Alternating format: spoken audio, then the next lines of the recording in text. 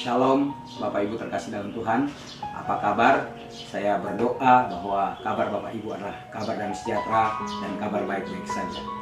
Pagi hari ini saya akan menyampaikan firman Tuhan tentang ucapan syukur dan doa Paulus.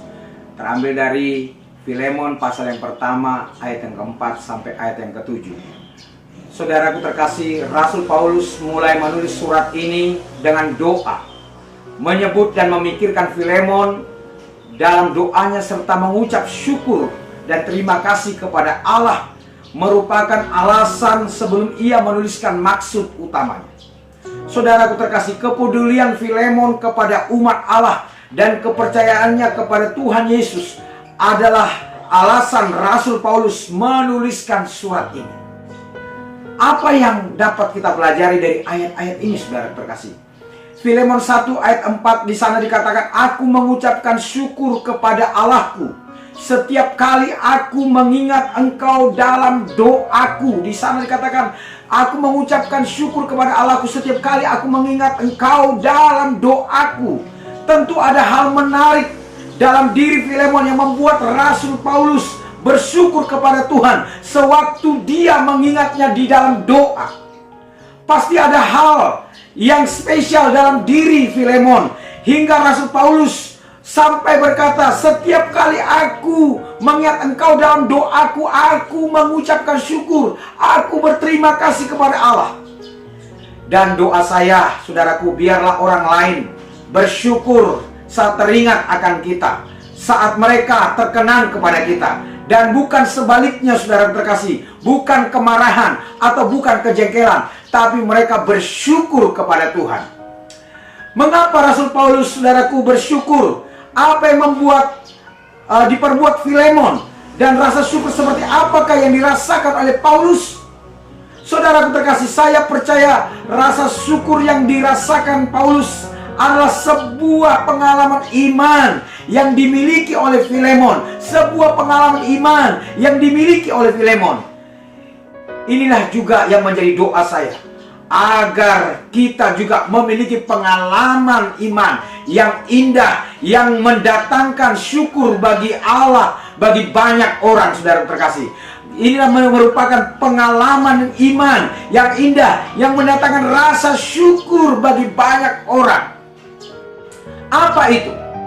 Saudara, yang pertama di sana dikatakan, aku mengucap syukur karena aku mendengar tentang kasih-Mu kepada semua orang kudus dan mendengar tentang iman-Mu kepada Yesus. Ayat yang kelima, saudaraku, di sana dikatakan, mendengar tentang iman-Mu kepada semua orang kudus. Hal pertama, pengalaman iman yang dimiliki oleh Filemon adalah tentang kasihnya kepada semua orang kudus. Kata semua orang kudus berarti tidak ada pilih kasih. Saudaraku, tidak ada pandang bulu. Semua orang sama di matanya. Semua orang berharga di matanya. Siapakah orang kudus itu? Orang kudus adalah orang yang percaya kepada Yesus, yang setelah disucikan oleh darah Kristus, dan yang sudah menerima pengampunan daripada Yesus Kristus. Bagaimana dengan saudara? Saya berdoa agar kita pun menjadi mempunyai pengalaman iman yang membuat orang lain bersyukur kepada Tuhan. Oleh karena melihat kasih yang kita punyai kepada semua orang. Saudara terkasih, marilah kita mempunyai iman yang seperti itu. Yang kedua, saudara terkasih, karena aku telah mendengar iman-Mu kepada Yesus. Mendengar iman kepada Yesus. Saudaraku, Filemon ini sungguh luar biasa, saudaraku. Kasihnya kepada Tuhan oke, dan imannya juga kepada Tuhan oke. Iman yang seperti apakah yang dimiliki oleh Filemon? Saudaraku, iman yang percaya kepada Yesus Kristus, bahwa Yesus adalah Tuhan, bahwa Yesus adalah Juru Selamat, dan Dia adalah Raja yang berkuasa sampai selama-lamanya. Iman yang diperbuat adalah iman yang berada dalam tindakan, dan bukan hanya dalam angan-angan. Iman yang bukan hanya di bibir, tapi iman yang dilakukan, iman yang dikerjakan, saudara terkasih. Bagaimana dengan kita? Saya terus berdoa agar iman percayamu, iman percaya kita hanya kepada Yesus Kristus, bahwa Yesuslah Tuhan, bahwa Yesuslah Juru Selamat. Dialah Raja yang berkuasa sampai selama-lamanya. Dan iman yang saudara perbuat dalam tindakan dan bukan hanya dalam angan-angan. Imannya bukan hanya di bibir, tapi dilakukan dan dikerjakan, saudara terkasih. Ayat ke-6 ini merupakan isi doa Paulus. Dan aku berdoa agar persekutuanmu dalam iman turut mengerjakan pengetahuan akan yang baik di antara kita untuk Kristus. Ternyata doa Paulus sangat penting bagi Filemon. Paulus berdoa yang begitu dan sangat penting bagi Filemon. Apa itu? Agar persekutuannya dalam iman turut mengerjakan pengetahuan yang baik, saudaraku. Turut mengerjakan pengertian yang benar. Artinya persekutuan di dalam Tuhan itu harus baik dan harus benar. Tidak boleh salah, saudara terkasih. Bahwa persekutuan yang baik dan benar itu, saudaraku, haruslah disertai dengan rasa kagum, dengan rasa takjub kepada Dia. Tanpa itu semua persekutuan adalah persekutuan yang hambar dan adalah persekutuan yang tidak berguna. Bagaimana dengan Anda? Rindukah orang lain bersyukur kepada Allah karena melihat iman saudara?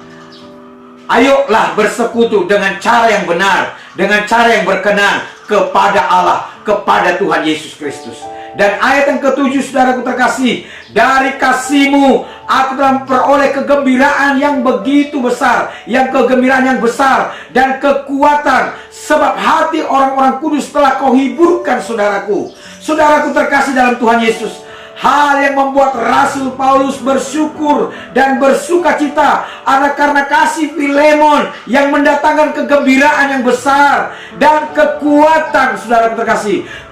Kasih Filemon mendatangkan kegembiraan dan kekuatan. Apa yang dikerjakan oleh Filemon?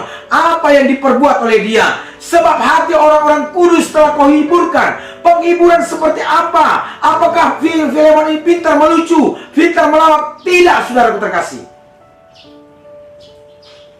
Tapi Filemon banyak berkorban, banyak menabur, banyak memberkati orang-orang kudus, serta menguatkan mereka.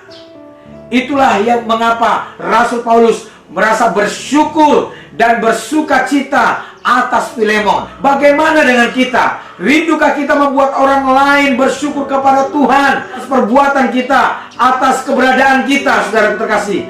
Biarlah, saudaraku terkasih, kita menjadi orang-orang yang menghibur lewat tindakan, lewat perbuatan, dan lewat kasih kita kepada orang lain.